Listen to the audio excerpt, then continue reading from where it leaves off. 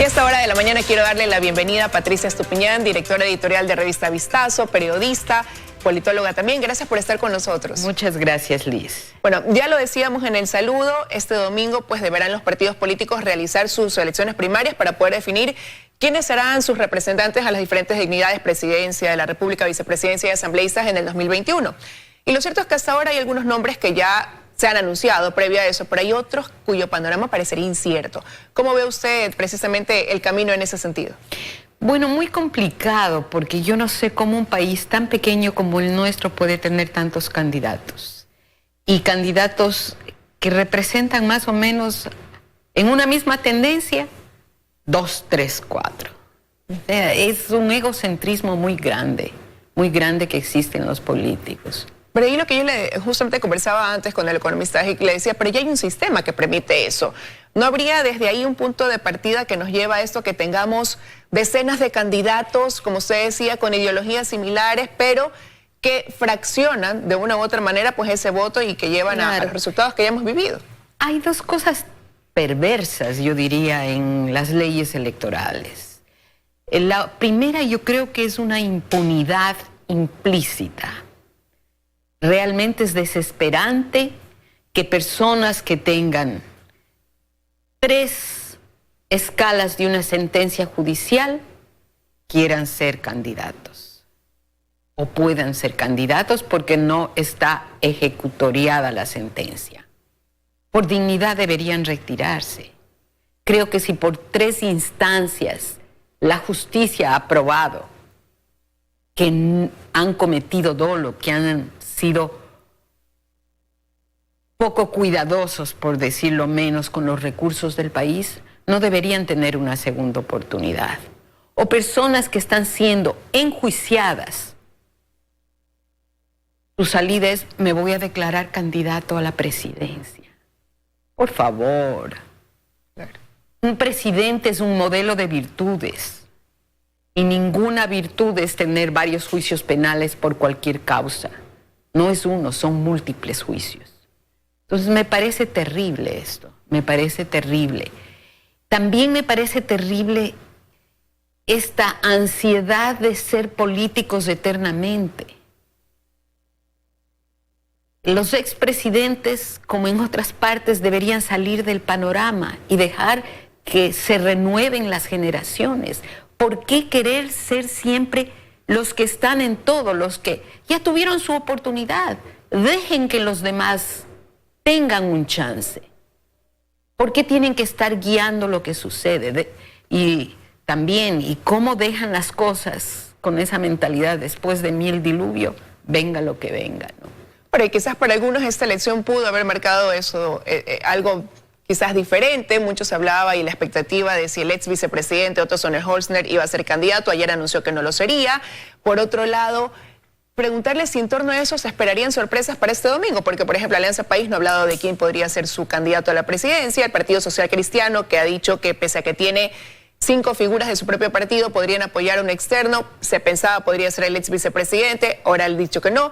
Después se hablaba de quizás el representante sería Álvaro Noboa, pero tampoco sería así. ¿Podrían haber alguna sorpresa de qué salió? Puede haber. Es que en la política ecuatoriana, decía un ex presidente, el Yuro Córdoba, se puede tostar granizo. O sea, todo es factible en la política ecuatoriana. Pueden haber sorpresas, pero lo importante es que esta es una coyuntura crítica. Que si no escogemos bien, el país se rompe. Que hemos tenido casi 14 años, unos últimos 3 de menos romper de las estructuras sociales. Y un país roto nunca va a tener un futuro común. O sea, Alberto Gajica hablaba de acuerdos. Necesitamos acuerdos mínimos, acuerdos que nos reconozcan como nación. Y necesitamos en esta hora tan difícil un capitán que sepa leer las aguas turbulentas. No necesitamos vendedores de humo, no necesitamos gente que probó que no estuvo bien el gobierno. ¿Cuál es el legado de Rafael Correa? a más del chiste de las carreteras. Abstraigámonos de sus problemas judiciales y de su despilfarro. ¿Están mejor los seres humanos? Después de la bonanza petrolera más grande y de todas las bonanzas que ha tenido el país en su historia, ¿qué tenemos? No se pudo combatir la desnutrición infantil. Esa tasa no se cambió. No tenemos mejores seres humanos en salud. La pandemia lo reveló. Le pueden echar la culpa a este gobierno. Pero ahí están los cascarones de los hospitales y dónde estaban los médicos. Y además estaba un sistema podrido, un software para robar en los momentos de mayor dolor. Estructurado desde este sistema, el CERCOP, que hemos visto que se roban hospitales en todo. Está el software. ¿Quién creó ese software? Me pregunto. Entonces el país necesita otro horizonte, necesita personas que no dividan, que construyan sobre lo poco y lo malo que hay para tratar de hacer un país mejor, un país que incluya a todos. Pero hay un electorado que es quizás de corta memoria, que se mueve por emociones y ante eso que puede llegar a preocupar, porque eso puede marcar la realidad que asuma el país de aquí en los próximos 4 años. ¿En qué debe fijarse ese electorado? ¿Qué debe demandar de aquellos que buscan llegar a la presidencia de la República? Que le resuelva su principal problema, que es empleo. No mis dádivas. Que dejemos de tener moral de mendigo. La manito extendida que me dé el Estado y me resuelva todo. El Estado te debe dar educación, salud universal es una buena cosa. Empleo. No es ni carreteras ni hidroeléctricas, que hoy la mayor obra del país, por no haber pensado en la naturaleza, puede venirse abajo. Necesitamos otra visión para poder integrarnos al mundo. ¿Y usted siente que hay esa visión en los nombres que ya suenan? Porque claro, el domingo conoceremos a lo mejor a ciencia cierta quiénes serán, pero ya hay nombres sobre la mesa. Hay algunos, pero no me gustaría, porque yo soy periodista y trato de ser equilibrada, aunque nadie es totalmente objetivo, porque tenemos una visión del mundo. Entonces no me gustaría decir sí hay esta visión, porque puede interpretarse como que es un respaldo a un candidato, ¿no? Ahora, lo cierto es que hay una decena de nombres que hoy se escuchan para ir a la presidencia de la República y mucha gente, cuando uno conversa con las personas en la calle, dicen, bueno, pero con un país con una situación tan difícil, tan dura, ¿por qué le llama la atención a tantos llegar a Carondelet? Yo diría, algunos de los que están en la campaña, gracias a también la generosidad de nuestras leyes electorales que crean un fondo gratuito para gastar, gracias a ese fondo es un negocio para unos. ¿Por qué se hacen tantos partidos? Para alquilarlos. Entonces, yo diría que muchos de estas personas están ahí por un negocio, que realmente saben que no van a ser que no van a llegar. Pero el daño que le hacen a la sociedad con esa dispersión es terrible. ¿Y cómo también eso incide en la gobernabilidad, partiendo del panorama que se plantea quizás para una próxima asamblea? Una asamblea que hoy, según encuestas, tiene una credibilidad del 2%, una imagen muy deteriorada, pero que sin embargo, con tantos movimientos que van a tener también sus candidatos a la asamblea, por ahora no se vislumbra una mayoría que quizás permita una gobernabilidad del interior del legislativo. Sí, es un problema, pero mayor problema es tener una asamblea sumisa al Ejecutivo, como vivimos durante 10 años, donde era una mayoría absoluta. ¿Y qué resultado tuvimos? Leyes inconvenientes, leyes que nos retrocedieron en el tiempo, afiliación con movimientos que han dejado de existir en el resto del mundo y que hoy se reflejan como autoritarios. ¿Cómo es posible que nuestro mejor amigo haya sido Lukashenko? O Cuba. o Venezuela. Y debemos agradecer que teníamos dolarización, porque si no estábamos igualitos que Venezuela.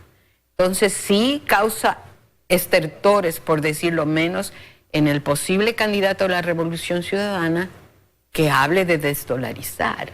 La única cosa que ha funcionado en el Ecuador en estos años y que no nos ha causado una hecatombe es el haber estado dolarizados. Así que aquel que dice que va a desdolarizar, pónganle ojo, no es un candidato para votar.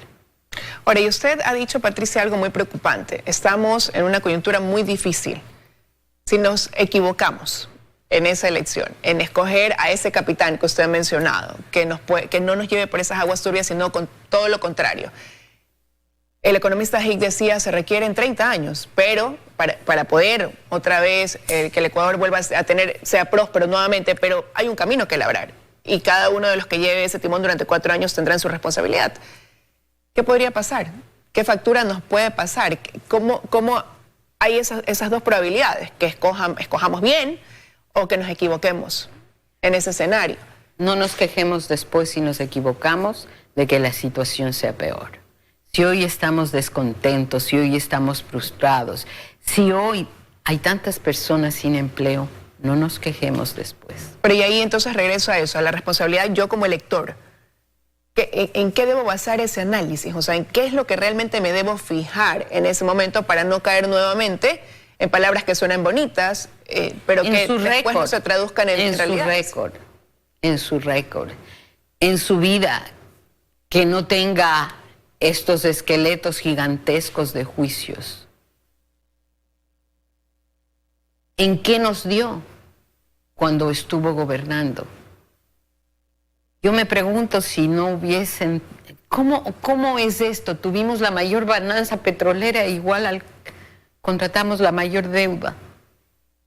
O sea, esa es falta de pulcritud para manejar los dineros de todos. Eso es una falta grave. No podemos continuar con eso. Tenemos que aprender que uno se gana lo que uno trabaja y que uno personalmente cuida sus ingresos porque le han costado. Escojamos a alguien que llegue al poder, que haya dado muestras de ser sensato con el manejo del dinero, que tenga una visión de país, que conozca y que también tenga una visión de abrirse al mundo y no encerrarse. Ahora, y hoy durante el programa pues ha salido un criterio en coincidencia que es la necesidad de acuerdos. Pero es factible llegar o se ve la luz para llegar a esos acuerdos cuando hay tanta división entre las mismas ideologías, tantos que pugnan por llegar a un lugar teniendo, quizás como digo, que son de la misma línea política, de derecha o de centro o centro izquierda, cuando no hay esa capacidad de poner egos y decir no, vamos a tener 2 candidatos y apoyarlos cada uno en base a su ideología. Entonces, ¿qué tan factible es realmente llegar a estos grandes acuerdos? Bueno, es difícil, pero no porque es difícil no deja de ser necesario. Es necesario llegar a acuerdos mínimos sobre educación, acuerdos mínimos sobre el modelo económico y también acuerdos mínimos sobre cómo dar protección social a los más pobres.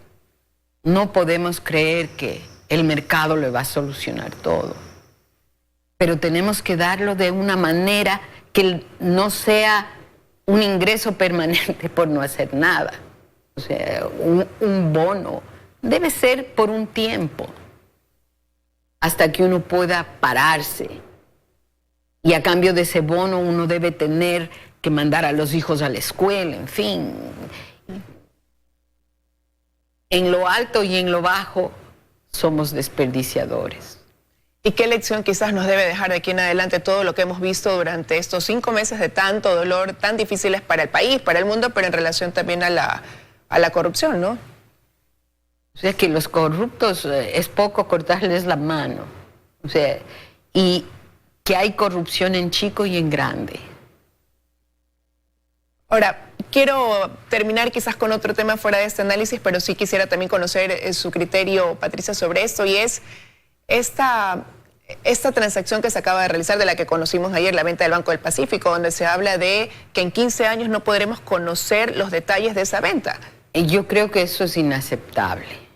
Siendo un banco que de alguna manera es de todos, no puede mantenerse la confidencialidad. Creo que los ecuatorianos sí tenemos derecho a saber quién viene, y ojalá que venga un banco extranjero para que haya más competencia y nos permita abrir al mundo.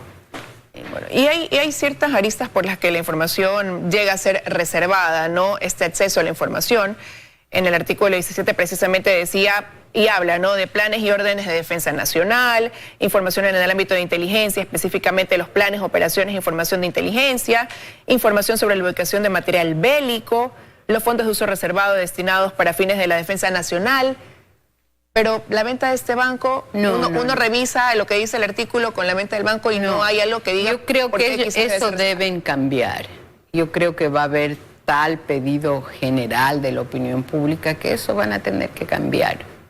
O sea, entiendo que durante la negociación haya que tener privacidad para lograr, pero no que eso quede sellado.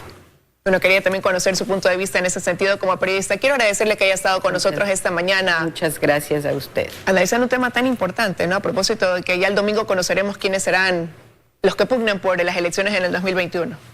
Sí, un domingo importante, pero más importante es a quién elegiremos. Sí,